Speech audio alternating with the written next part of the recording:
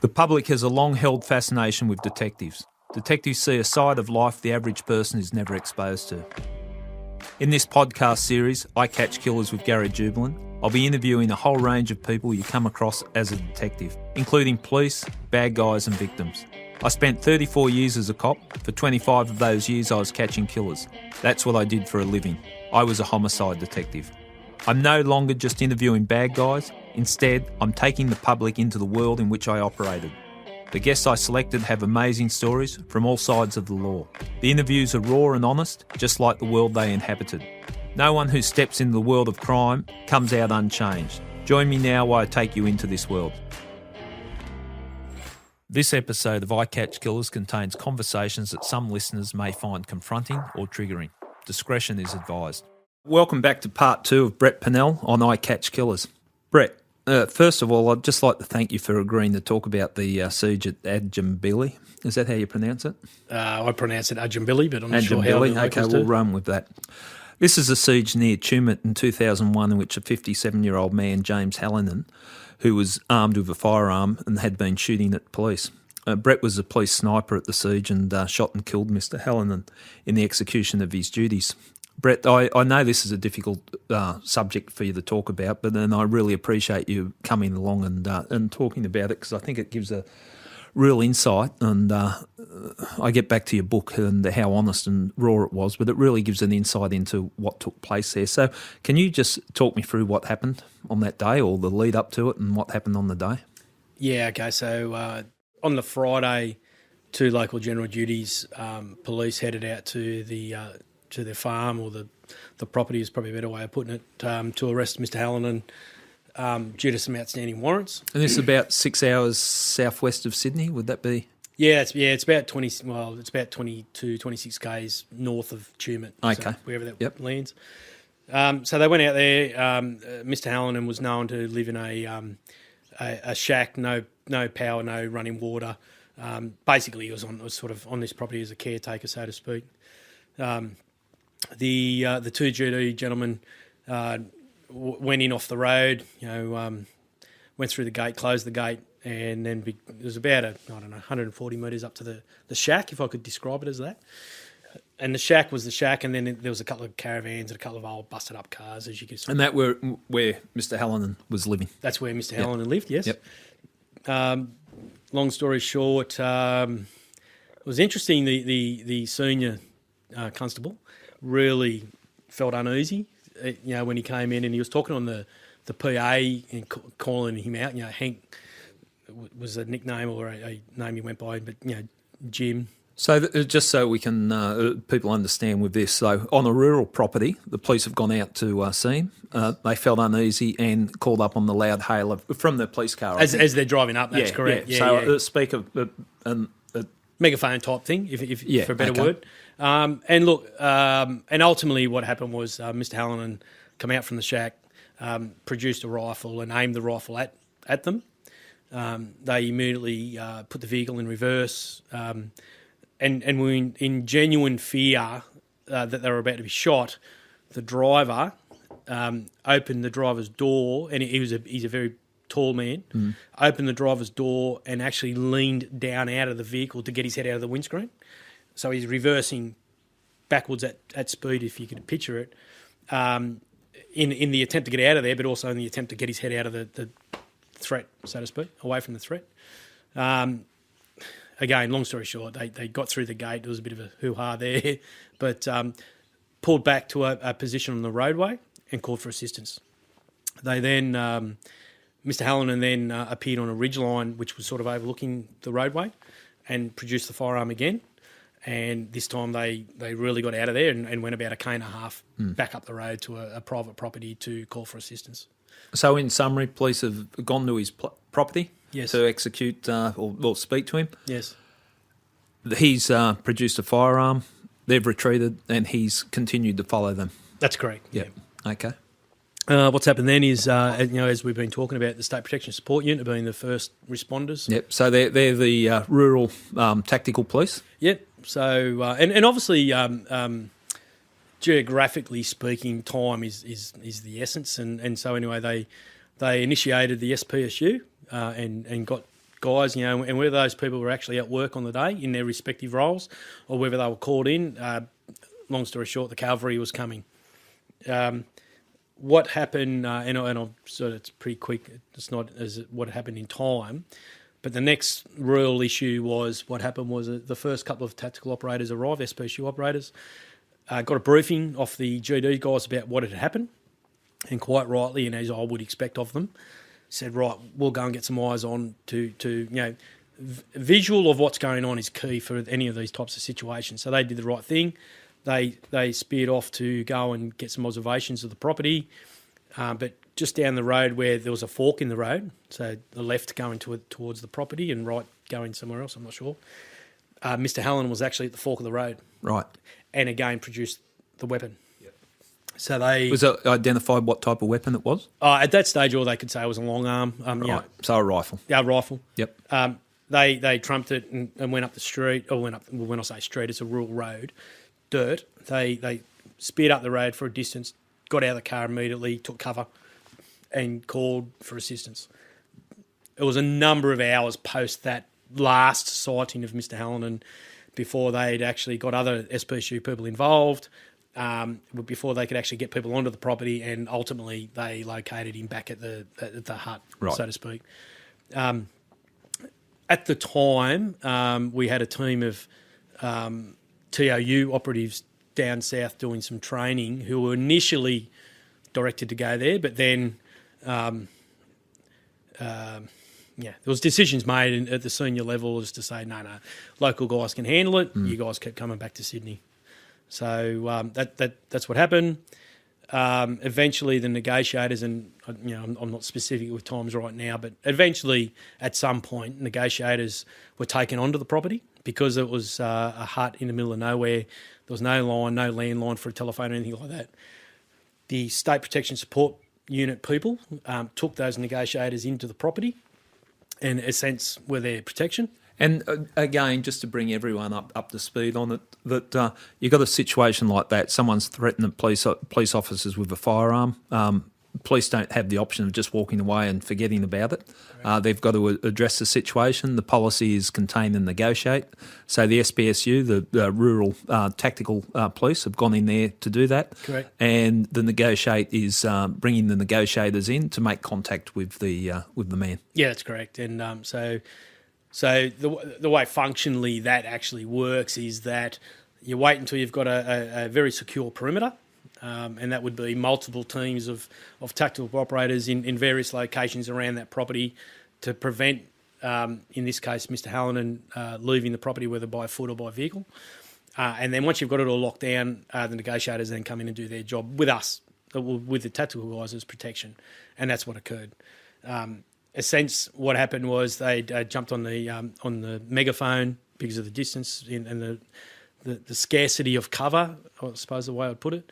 They began to try and communicate with Mr. Halloran, and the simple response was he came out and started firing at them with the rifle. The first shot actually hit the tree that they were behind, and bark actually fell down. So you could imagine... So, and again, from that, I've been in situations where people let shots off, but they're not firing at the police. But when you've got a group of police hiding behind the tree and the shot's hitting the tree, that's indicative of the fact that he's firing at police. Shows a pretty clear intent. Yeah. And from that stage, both the SPSU operators and the negotiators, for that matter, just did the most amazing job, and we spoke about that justification of using lethal force. Well, let's be honest. After that first shot, and every other time that he presented to shoot, they would have absolutely legally been justified in using lethal force. But it's indicative. It's indicative of the quality of people that they did. Take your time with this, and look, I understand. They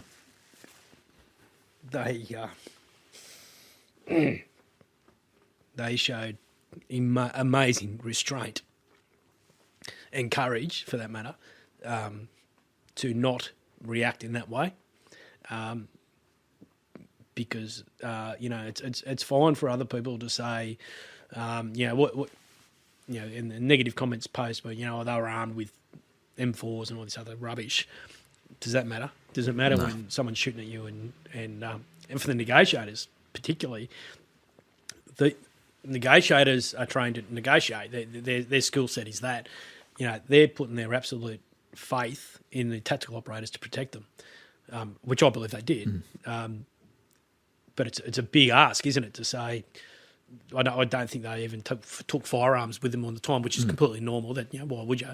But it's a big ask to say to people, mate, we're going to put our faith in you, and you're going to protect us. And that was the only protection they really had. Yeah, correct. And that first shot, with the degree of accuracy, showed a clear intent and the situation or the severity of the situation that they found themselves in. And I think you're showing and explaining there that the restraint that police showed in that time, it's not people are out there just to take this person down. They would have, and this is just my assessment, just on the facts that present, that they would have been within their rights to take a shot at that stage, but they were showing restraint.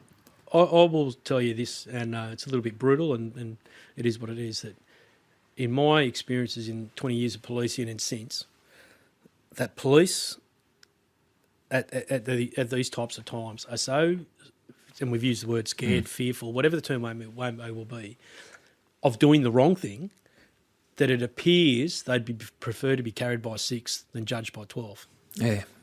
And what I mean by that is they will go to such lengths not to use lethal force because they're so scared of being judged in a legal sense that, in fact, times they actually place their own life in danger more so than I'm prepared to do, let me assure you. So, and that is not limited to tactical police. That is not limited to negotiators.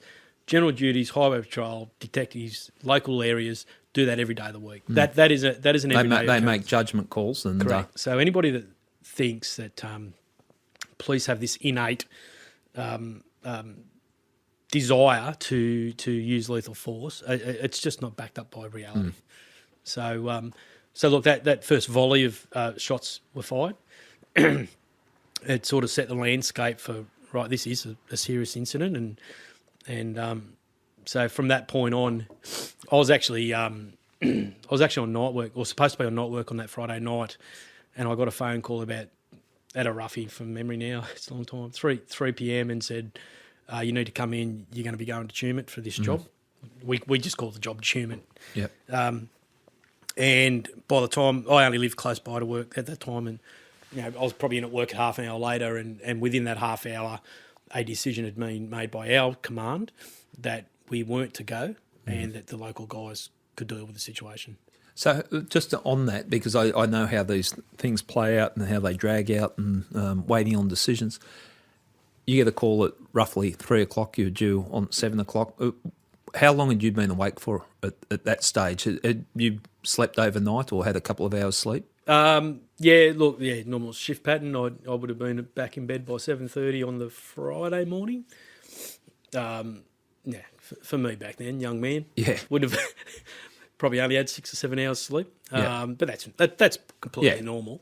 Okay, I copped the call at 3, and so I go into work. Okay, so 3 p.m. on the Friday is when you got the call. Okay, what happened then? There'd been more shots fired down at the scene, and to be honest, our team had been recalled and to go, and the decision was made not to send us, and that was probably a decision that I completely disagree with at the time.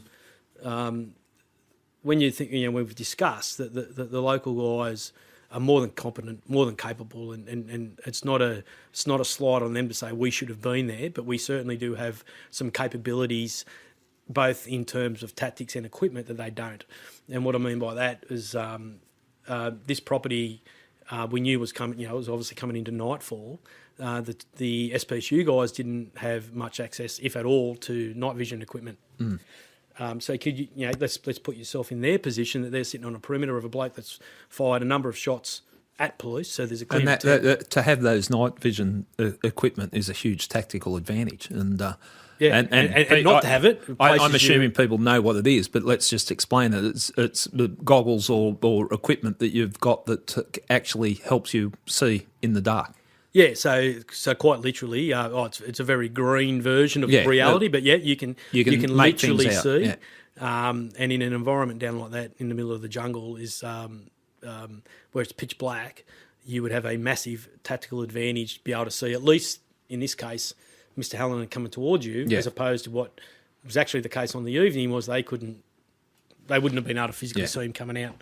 So there's lots of reasons why we should have went, but the decision was made not to, and it was to be left with the local, both local negotiators and local SPSU to handle the matter. Between let's say whatever it was, 8 a.m. Friday morning, shots fired around 1 or 2 o'clock in the afternoon, multiple shots fired after that. And this is shots with intent. This isn't just, as you described, just coming out and cracking a couple of rounds off. This is intent aimed at the people. The decision was made, and what we do, or what we used to do, and they still do, is then get straight on the phone with a consulting psychiatrist. And the information had already come back then that this gentleman was in some form of psychotic episode, and that it didn't matter. He believed he did communicate every now and then with the negotiators, but he thought they were either Martians or it escapes me now, but just thought we were somebody else other than police. And the consulting psychiatrist said, look, this gentleman's in an episode. You're not going to be able to negotiate with him per se, because he genuinely is unhealthy and he's on a set mindset, and that's the way it is. And again, if it is a mental health issue, police can't walk away from that.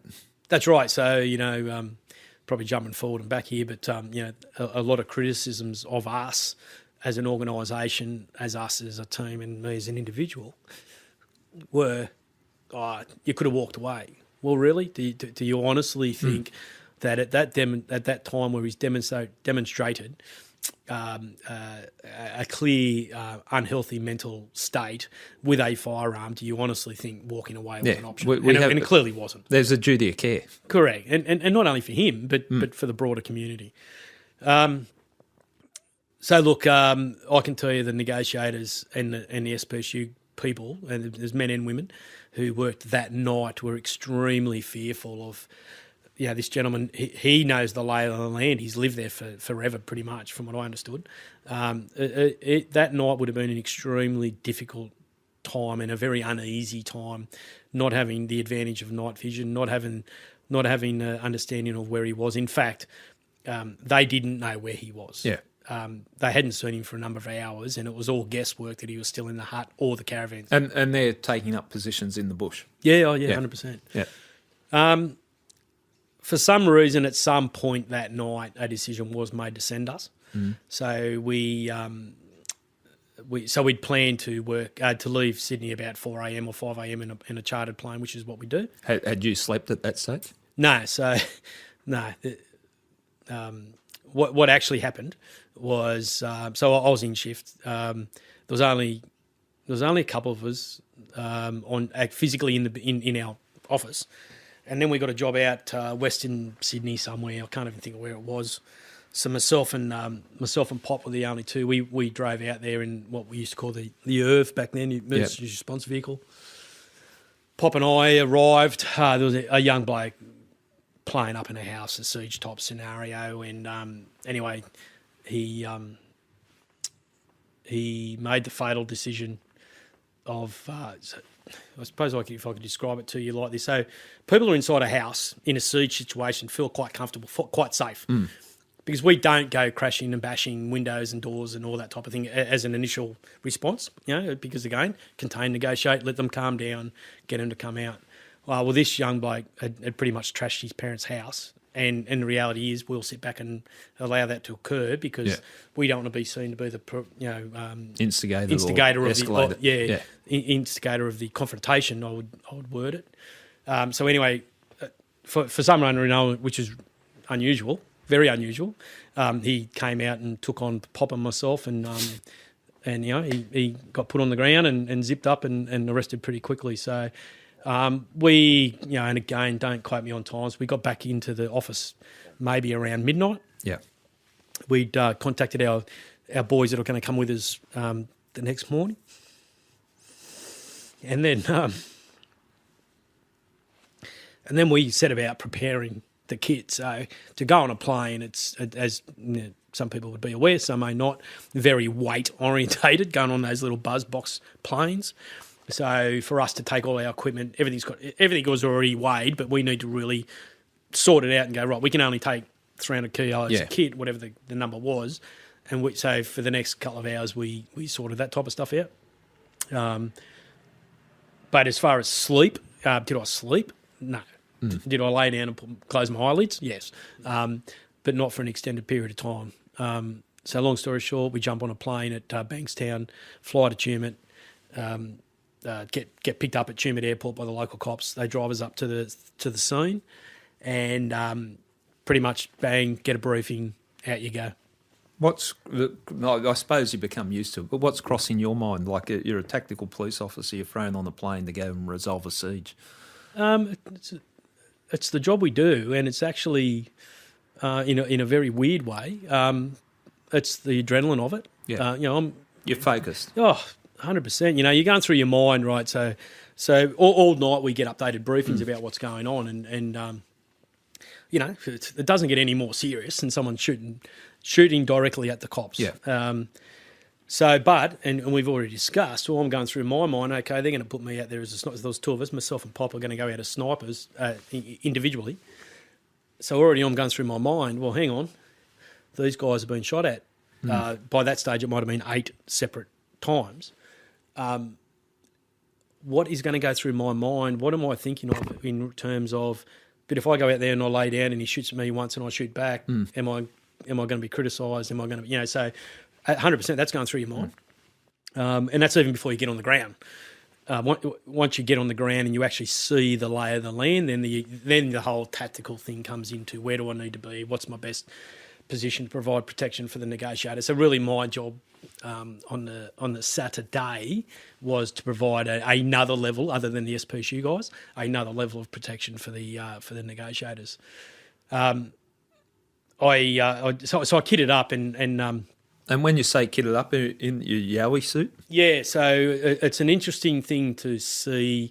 Many people in the community are quite used to seeing police with guns, but not many people are used to seeing 2 snipers actually kit up and be the full deal. So for us, yes, a full Yowie suit, ghillie suit, whatever term you want to use.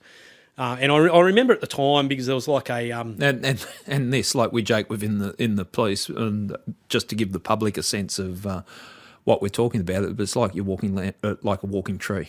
Yeah, pretty much. You look like flora and fauna, and even police. Most police will never see a sniper fully dressed. And for the local, I think they were, don't quote me, but I think they were local rural fire people, or one of those local community teams who'd done and this is normal. They set up a barbecue, they set up drinks and all that, really support that an operation like this is required. But I remember them looking at me going, bloody hell, this is serious. When you do see that, it does look serious. Yeah, and I understand that. But for us, it's not normal. For us, it is just normal. For us, I feel like I'm just a tradie walking out with a power tool about to go and cut a piece of timber. I get why it's not to others. So the initial briefing, and I'll say this again later, but in the sniper world back then, I don't know what it is. We were given a role, and really within the sniper team, we would work it out. So in this case, Pop was by far the more experienced sniper than me. Yep. And really, he was like a mentor to me. So we got the brief, and really for us is our boss. Yes, you've had the SPSU boss running the job for the whole period of time, but our boss says, boys, I want you to go and tell me what's going on, and the lay of the land and all those other things that we need to consider and think about.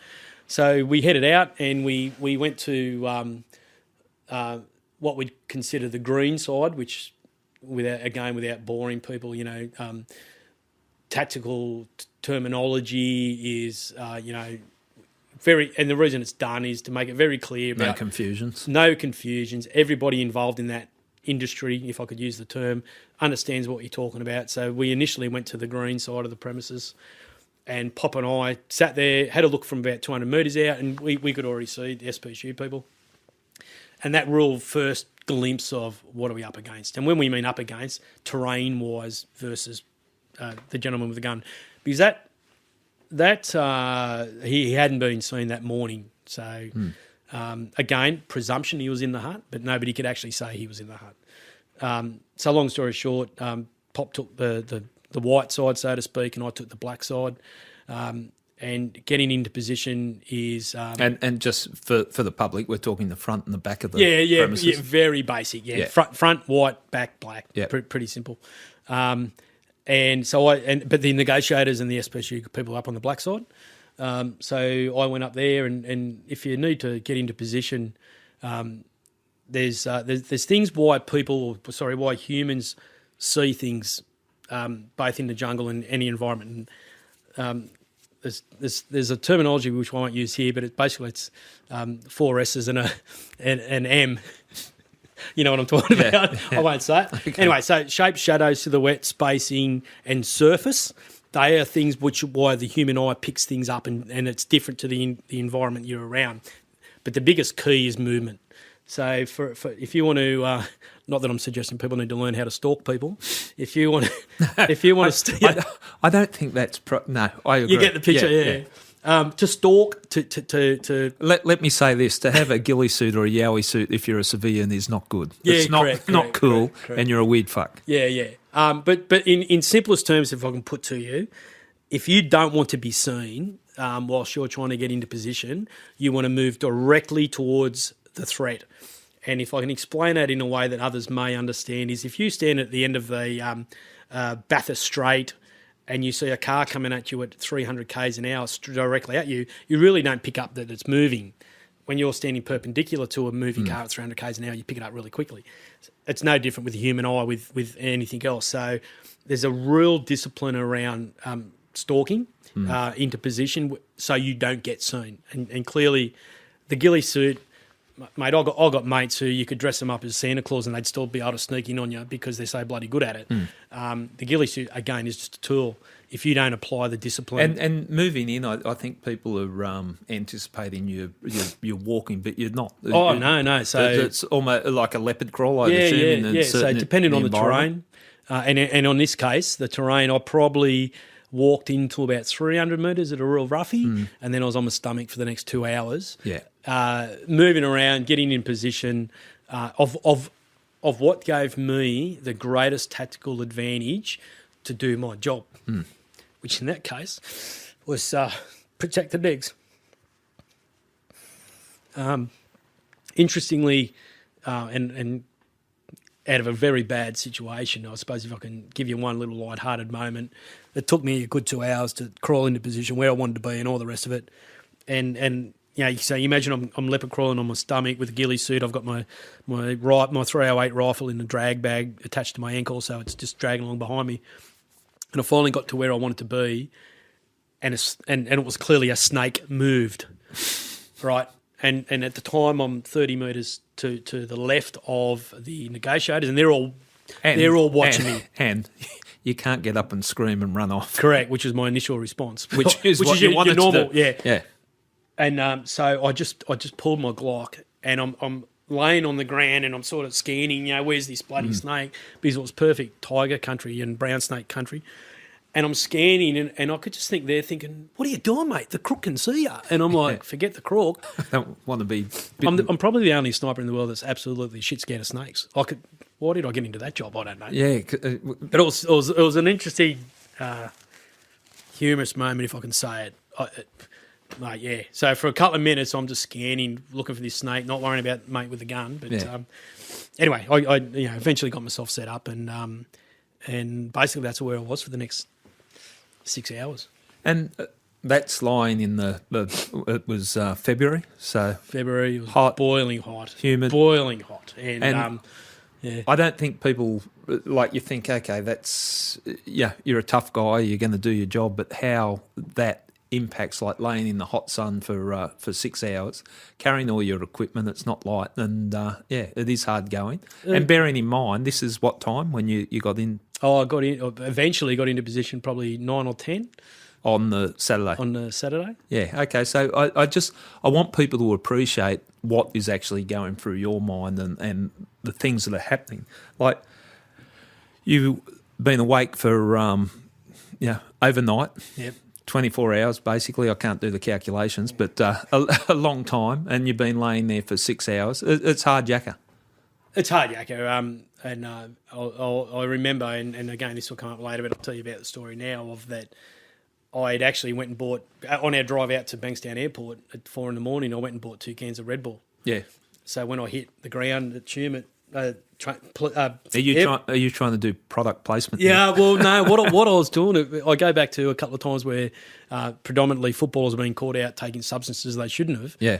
And if you can't spell it, don't take it. I was like, actually, later on, obviously, when things went pear-shaped, what's in Red Bull? Yeah, start to worry about it. Seriously, that was actually something on my mind massively when I was doing the drug test of saying, bloody hell, what's in Red Bull? Is that that post the incident, that's the pressure that you're under to go, what's in it? Is that legal?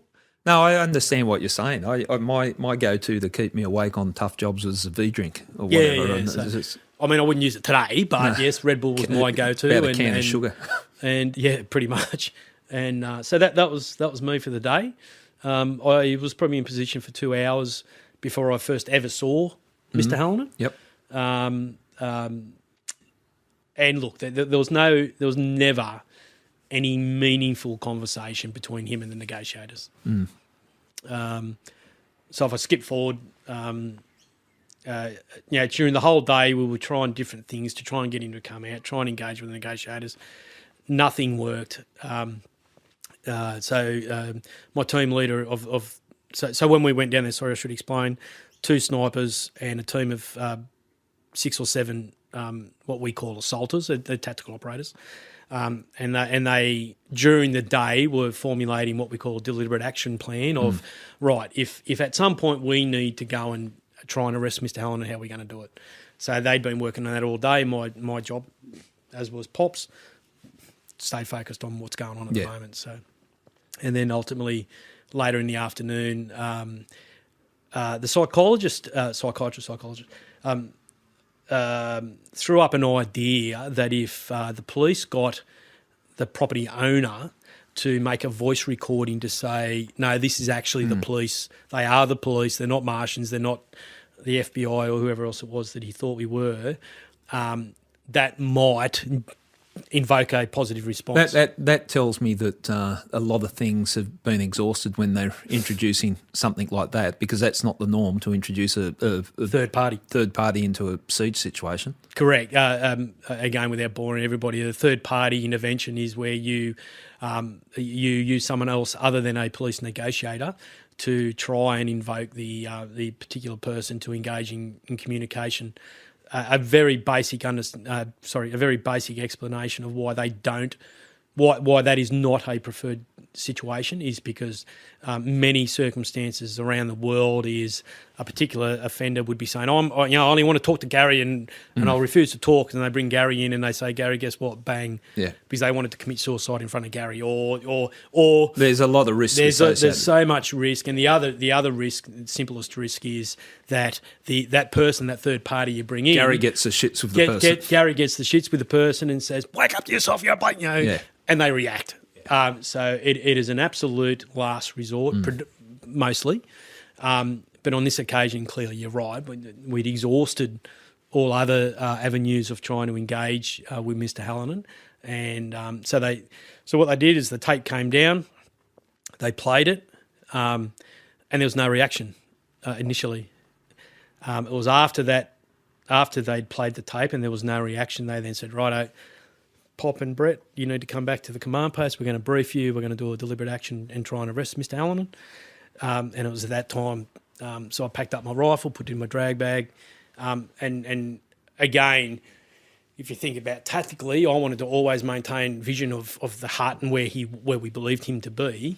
So I'm literally whatever the opposite of leopard crawling is, on your back. On your back. Going backwards up the hill, and then Pop calls he's out with the gun, and he came to the black side, gun up, and I knew at the time, but when, in the heat of battle, I suppose the way I'd put it, I knew clearly he was aiming at the negotiators. But until that gun come up and I actually saw where he was aiming, I genuinely thought, well, I'm a chance here. And again, that discipline of just your body's screaming at you to go, fucking get your gun out, protect yourself. But movement, and I go back to, movement's the biggest giveaway for somebody in the bush. If he hasn't seen me, I can stay there and he won't see me. It's a lot of discipline. Oh, mate. Because I think the threat, the simplest thing is just get the hell out of there. And, well, you've got a couple of options, haven't you? You can get up and run. Yeah. Get up and get your gun sorted, or lie still. Because when you're crawling back on the reverse leopard crawl, we'll call it, sliding on your back, you got your firearm still with you, but not readily accessible. Oh no, it's position. I've got to unzip it from the bag. Yeah. Get up. But anyway, look. Long story short, he fired at the negs and the SPSU position again. Yep. They were looking at me like, "Are you going to help us?" And I'm sort of looking at them like, my smartest thing right now is to sit still and wait him out. But he literally came up, fired, and pretty much turned on his heels and went back into the hut. I then jumped up, got my gun set up again, and was ready. I suppose. And your role there is not just reporting on what's happening, but also covering the the negotiators. And the other. Clearly, SPSU boys are more than capable. I was just another layer of that. And then I got on the radio and told, explained what had just occurred and said, "Do you still want to come back?" And they said, "Yeah, come back." Yep. Went back and had this briefing. For everybody to understand. For the deliberate action? For a deliberate action. A deliberate action at that time had to be signed off by an assistant commissioner. Yep.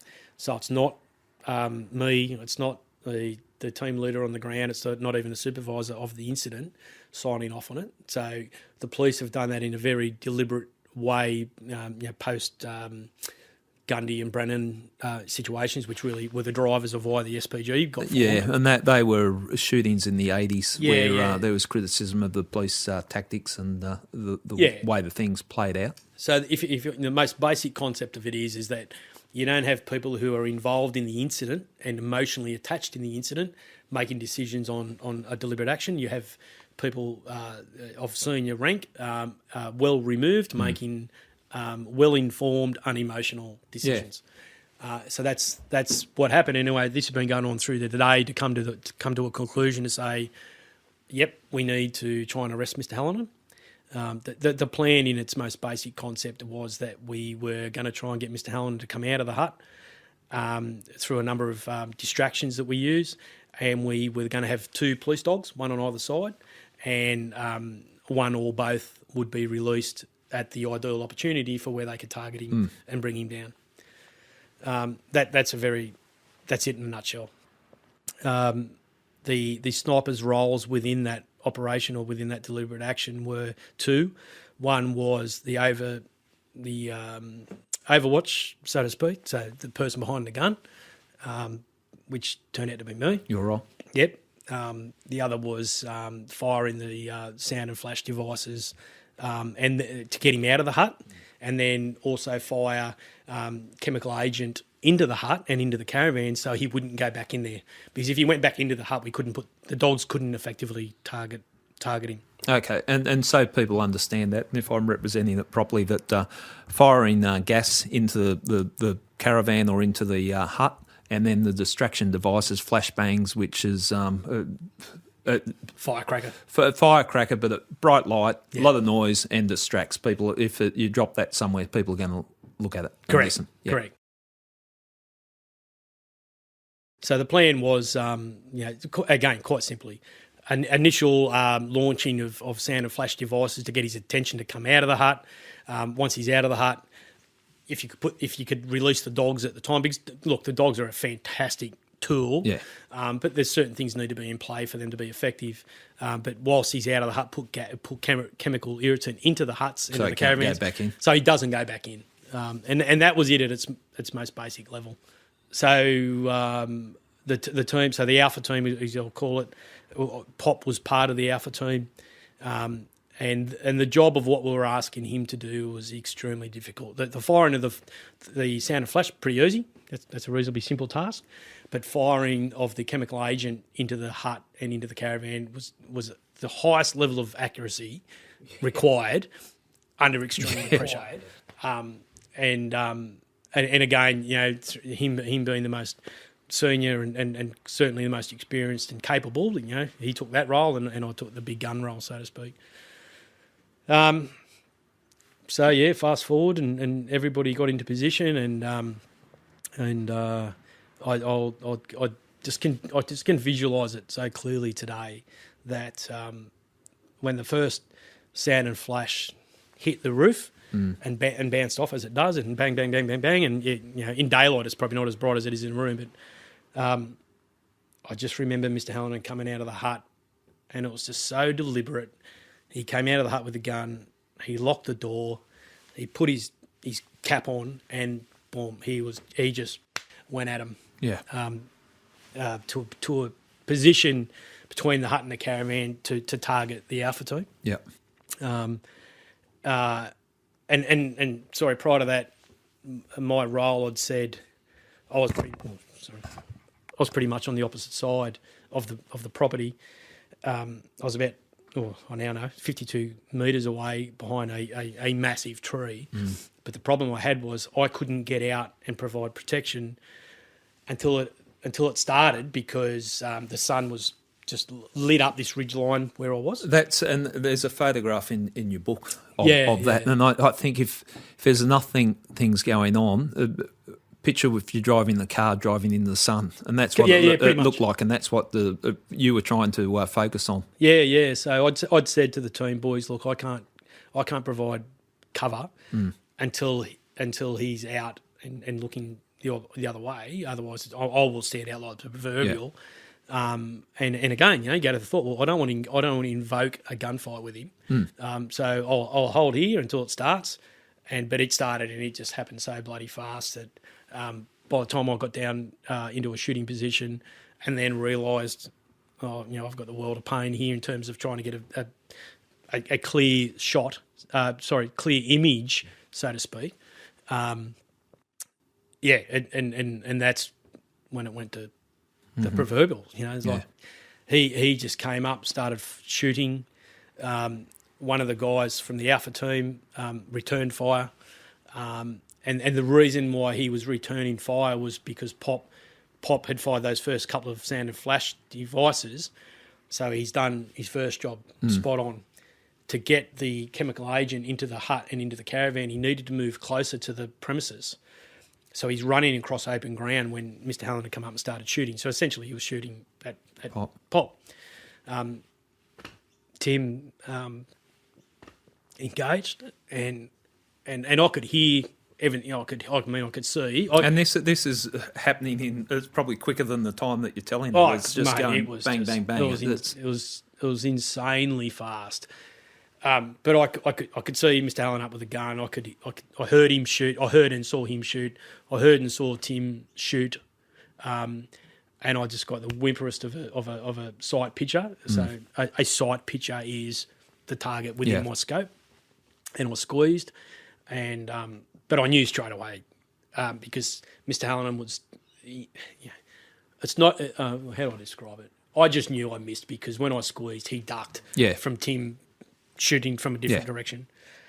I then went. So a 308 bolt action rifle. I went to action my weapon, and it jammed.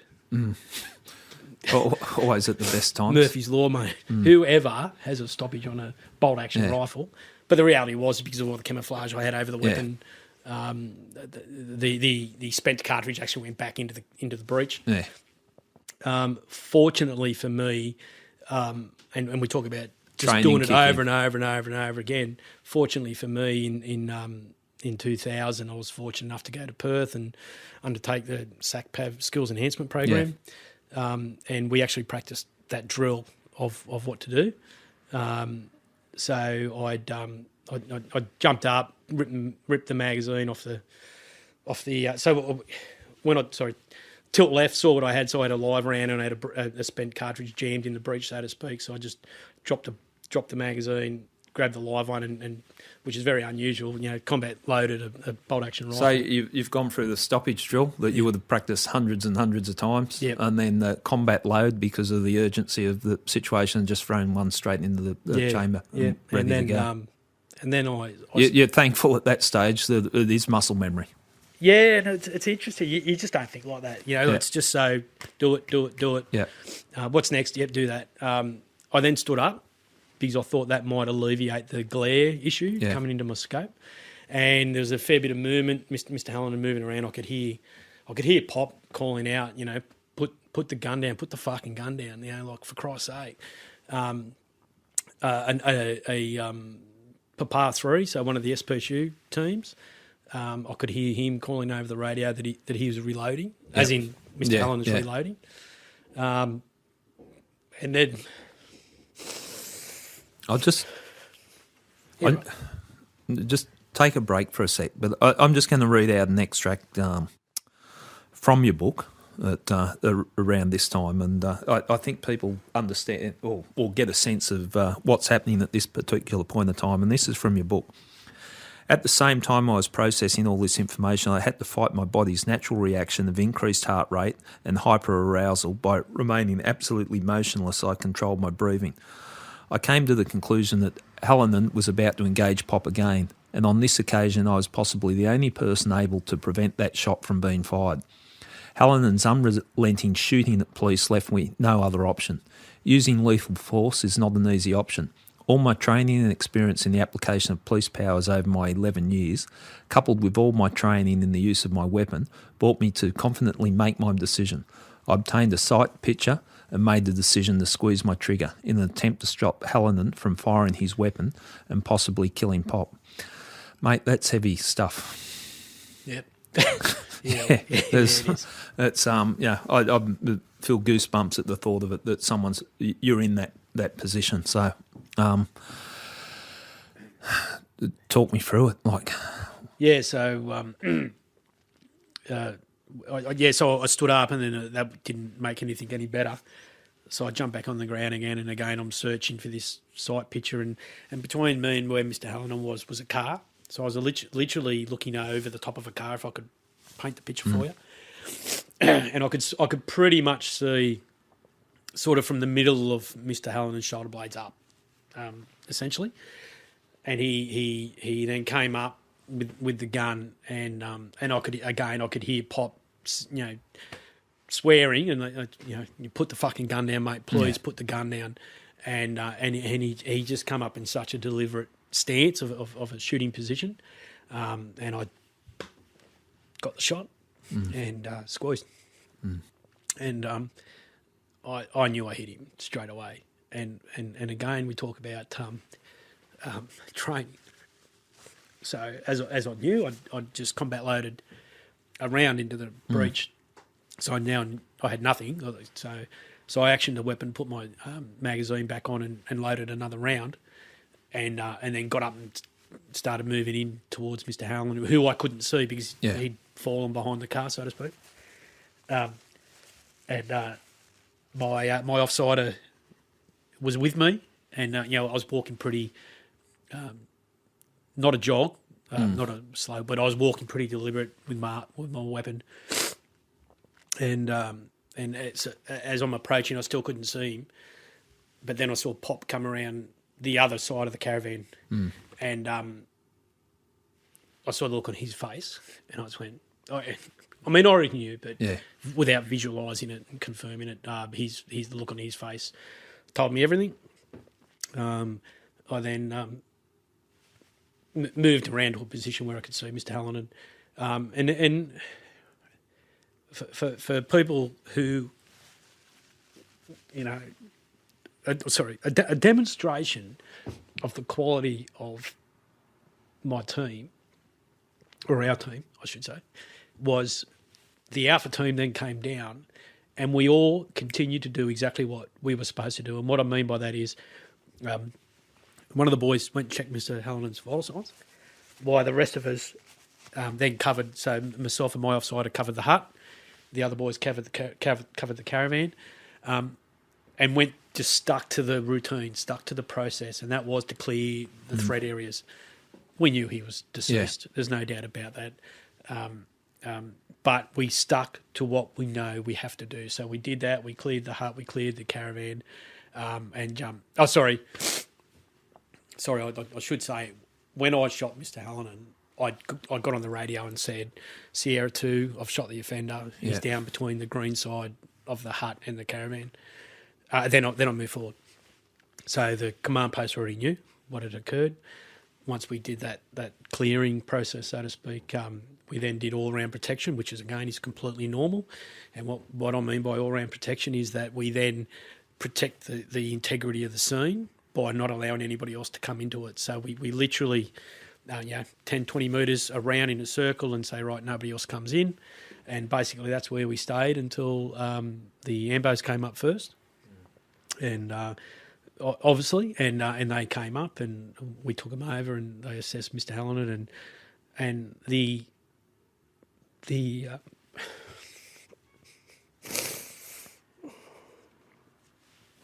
human contact displayed by the ambos was just incredible to me.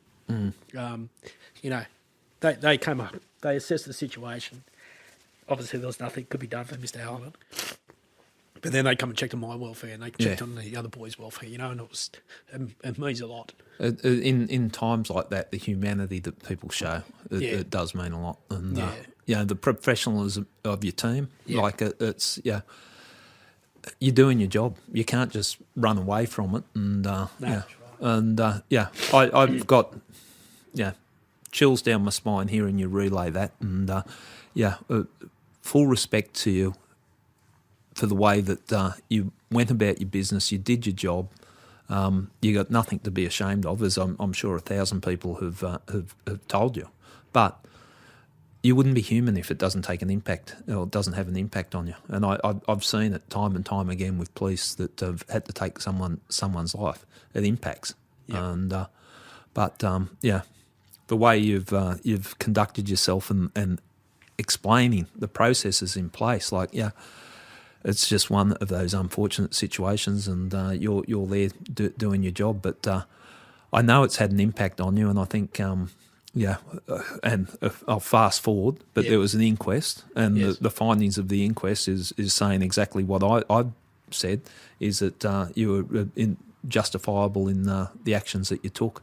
Yep. And you're a humble person, and I think even in the my knowledge of it, that you got a commendation for it, and that was a sort of bittersweet feeling for you. Yeah, look, the fallout, if I can describe it, from the media was just unbelievable. The negative media, I should say. I really didn't understand it. I never saw that coming. In terms of being a policeman and like, seriously, there was articles for weeks on end that I should be charged for murder and all this just complete blatant lies by a particular person.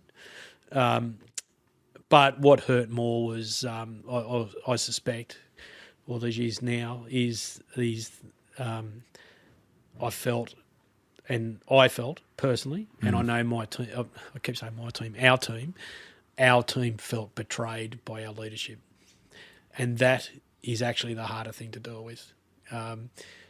It was, I'm not here to can individuals, but I if you want to ask me the truth, my felt experience, what I feel now, and I can tell you the rest of the team feel, is that we were completely abandoned by the leadership of the organisation at the time, or at least our team,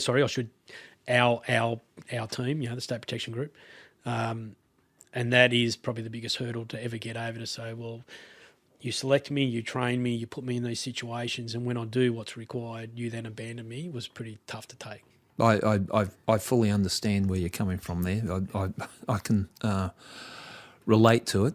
You're doing your job, and when I say unfortunately, we all understand the need that these type of incidents are scrutinised, but you can't help but feel like you're the bad guy. And I've been on both sides. I've led investigations into police shootings, and I've also run operations where people have been shot and killed. And you're taken away, you're breath tested, you're interviewed by internal affairs, you're separated from the people that you're involved in the operation with, and it's traumatic. And on top of that, you're dealing with the trauma. And I noticed in your book you phoned your old man.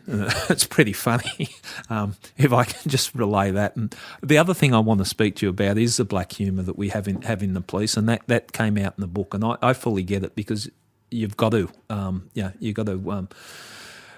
release somehow. But when you've in the moment that you got away from everyone, you wanted to phone your old man. I fully understand that, but you said your old man was a bit deaf and you're trying to speak to him softly. He didn't quite hear. Again, for as serious as this is, and there's a human element to it, but it's literally, I don't know how long, half an hour, 40 minutes post the incident, we're still physically there because we were there for hours, but about 40 minutes after or thereabouts, I finally got handed a satellite phone and said, if you need to ring someone. Yeah.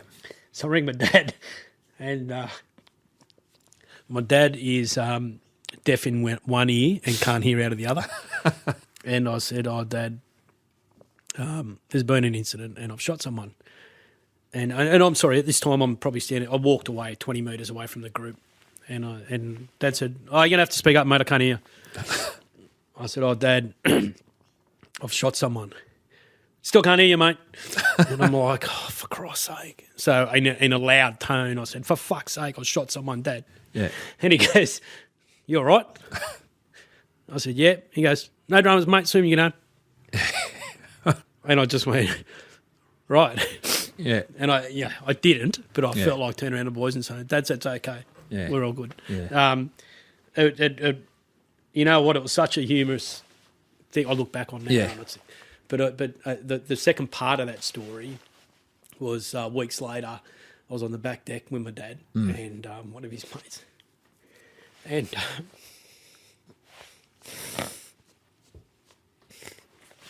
I was telling him the story. Dad's mate, the story about actually what had occurred, and the whole box and dice. And my dad just says, because I don't think my dad actually ever really, and we're only talking weeks later. Yeah.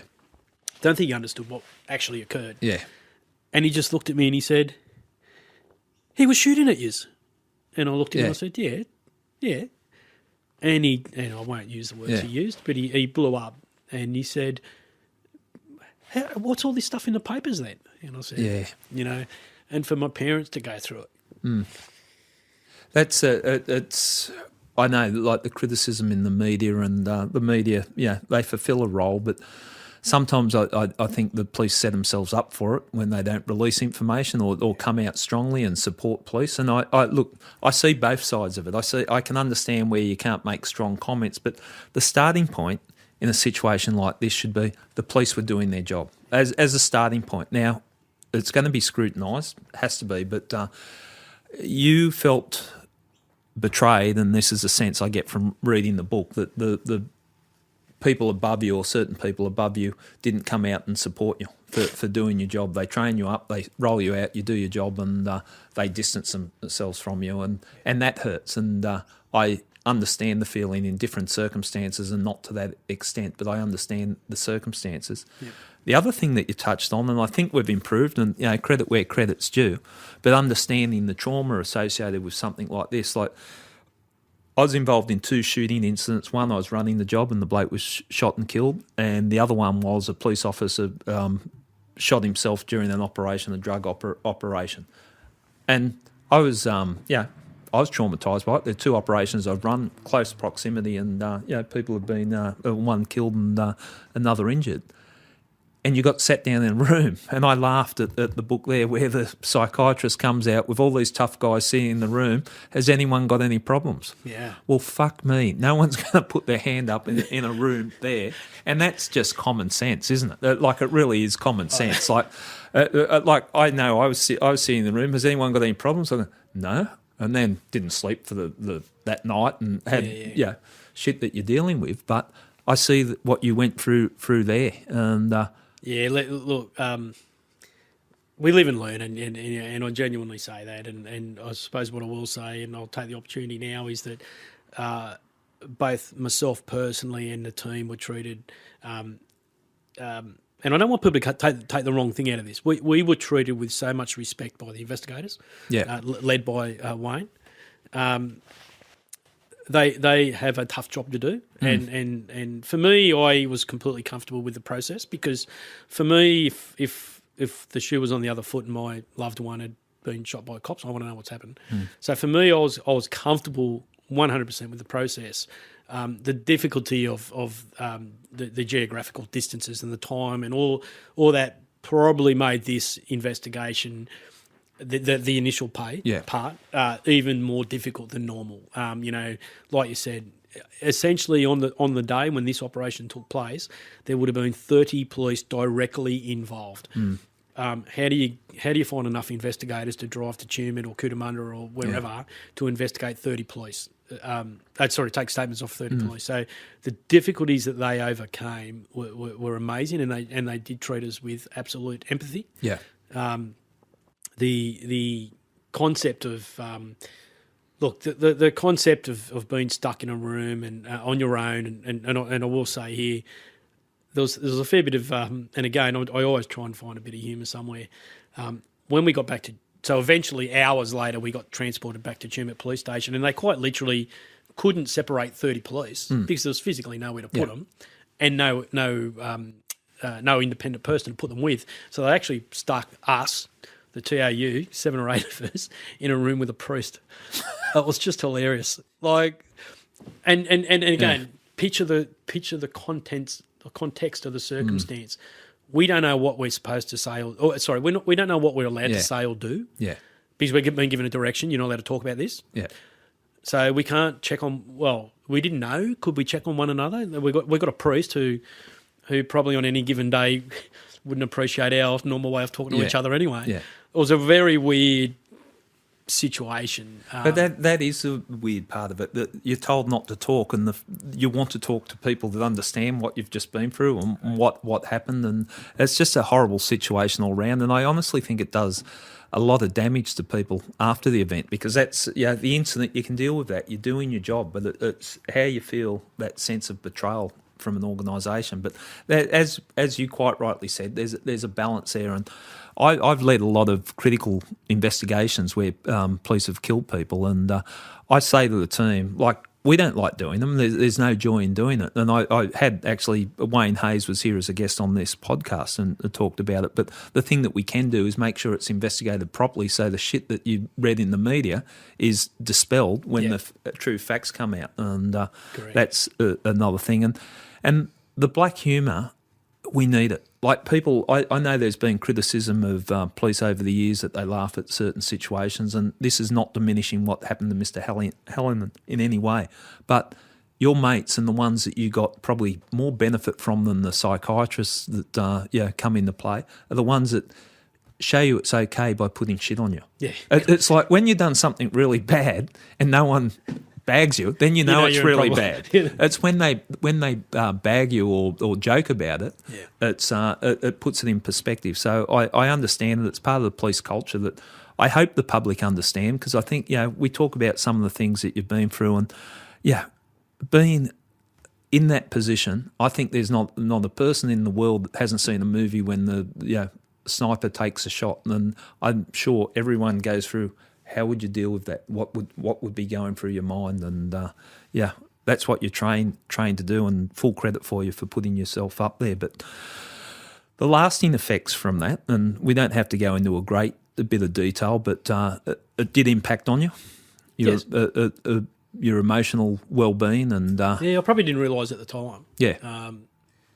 Certainly didn't realise. Because you're a tough guy. You're not going to put your hand up and say, yeah, well, that's the reality of it. I get it, yeah. Yeah. Look, I absolutely did not think there was an issue at the time. Yep. All the psych reports that I was forced to go and see and do and all those sorts of things certainly didn't indicate that there was any drama. I think, though, over time, again, if you ask me what's the grief was the sense of betrayal. And I'm a big boy, and I think, why can't I just let go of that? Yeah. $1 million question. If you can find a psych to tell me that, I'd be really keen to hear it. But the realities of that are that over time and other incidents within the cops, because that was on the 11-year mark of my career, and I ended up doing 20. Other things occurred, obviously, that fill the cup up, so to speak.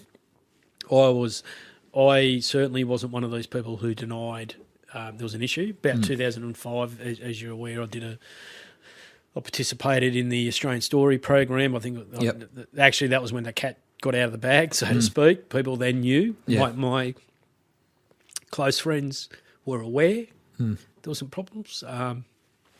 2005 blew it out of the water.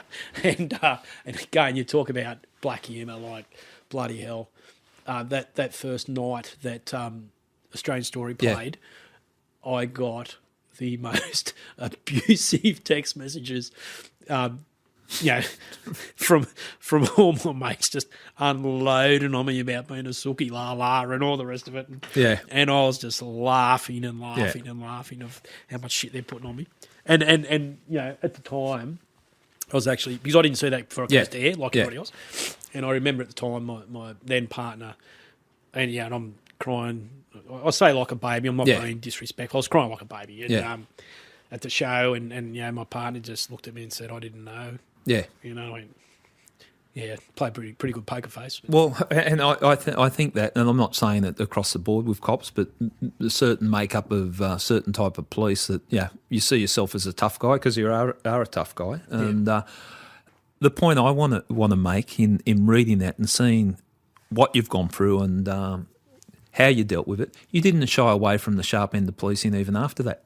You went back to you left the TOU the full time, but you went back to SPSU, and you're still doing high risk situations. Here's the $1 million question for you. Up until the day I left the police, and I spoke about the unravelling at the end in the book. But the reality was, I felt so much more comfortable at a high risk job than I did feel with a cop and abuse off a 20-year-old drunken lout in the street.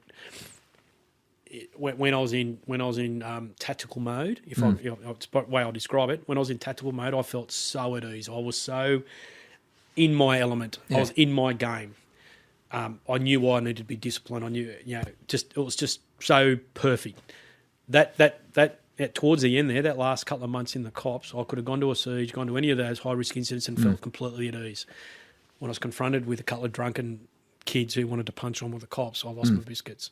Yeah. And that was the bit that really challenged me, and that was the bit essentially why I ended up exiting stage left, because how do you reason in your own mind that I can handle people pointing guns and threats of killing people and all that? I feel really comfortable doing that, but I can't handle this 19-year-old in the street on a Friday night that I just want to bitch slap. I'm trying to process what you're saying there, and I think I understand it, and my journey's different from yours, but I know I was comfortable with the murder scene, and I was comfortable knee-deep in a murder investigation, and then other things would, distract me. So I think I get what you're saying. And I suppose, for me, and I'm sure, I'm absolutely certain it's the same for most of my colleagues in those teams, was that really was your game. That was the bit that I was very, very comfortable in, and confident in my own ability, but even more so confident in my mates around me. But the GD element of things just went pear-shaped at the end. And I'm not a psychologist, but I dare say in that TOU environment, that's at the sharp end where you feel alive, the risk, everything, but all your senses are heightened, and it's something that I can imagine that you would get attracted to. And then you look at things outside of that when you're not in a good headspace and it's you're troubled with. But again, full credit to you, the fact that not only do you talk about it, because a lot of people, I think, have gone through this and they're not prepared to talk about it. And I think it helps talking about it. But also you acknowledged it too. Like you acknowledged that you could have stayed in the cops. You could have stayed in the cops, but you took too much pride in yourself and in the position of being a police officer that you knew you weren't doing your job the way at the level you wanted to do your job. Yeah, well, my greatest fear was, and I did it, was place somebody else in, and not necessarily physical danger. Yeah, place somebody else in a position, and I hope, I'm comfortable talking about it now.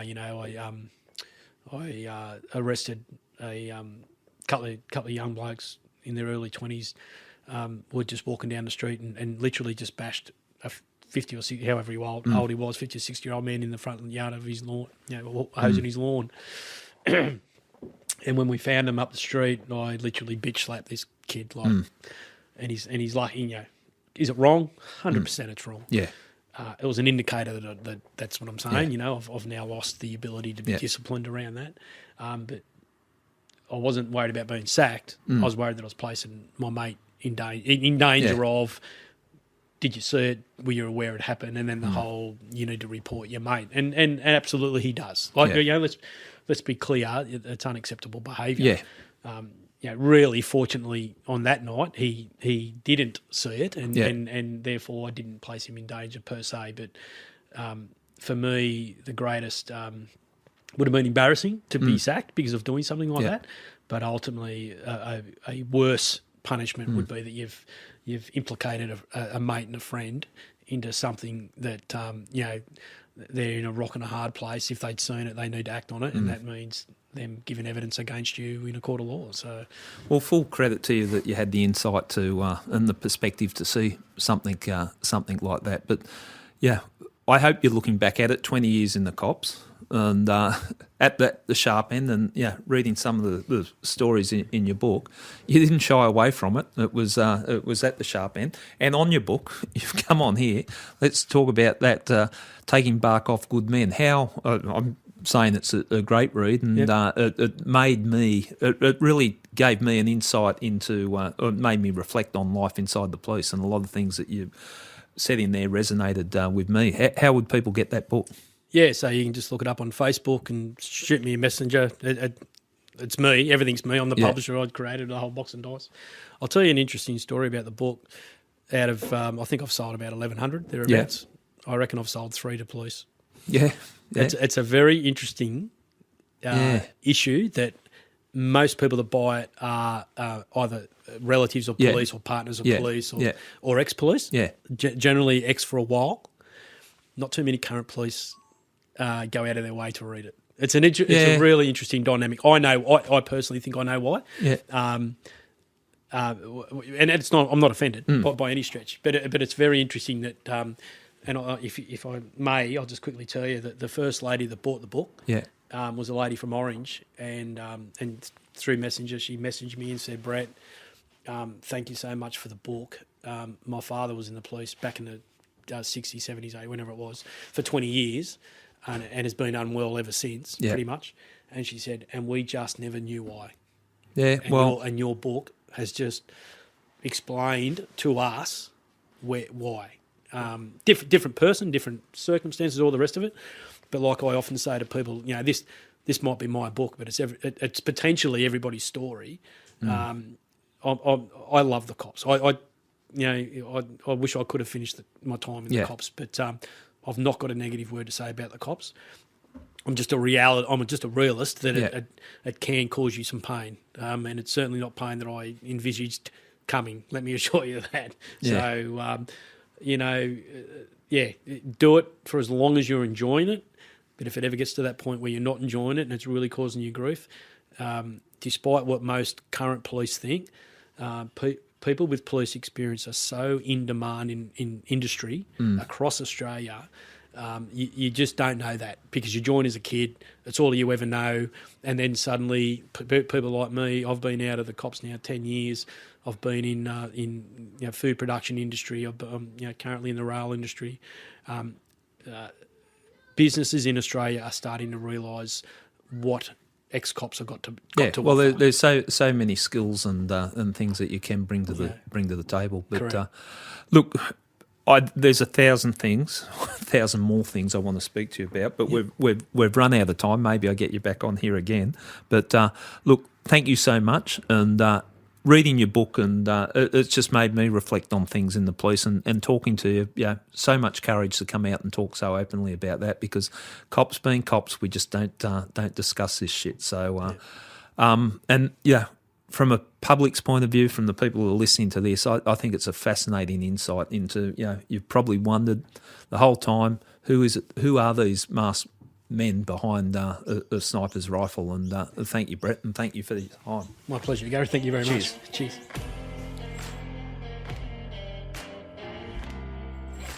This podcast series is brought to you by True Crime Australia. Visit icatchkillers.com.au for additional material such as articles on what you heard, videos and galleries. You can search for the I Catch Killers with Gary Jubilant official group on Facebook and join in with discussion. See you for the next episode of the podcast.